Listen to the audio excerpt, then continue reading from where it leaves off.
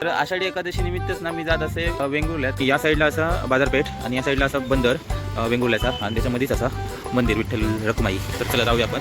भजन चालू आहे, भजन. येस, विठ्ठल रखुमाई मूर्ती.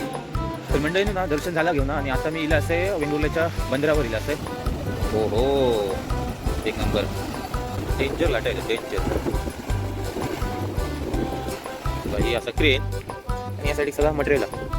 या साईड ना मासो गावलो असं सांगले ना मग काय का शेवटू आणि त्यांच्यावर करून दिसतं स्पिनर आहे मी. हात भाजलो माझं तसं.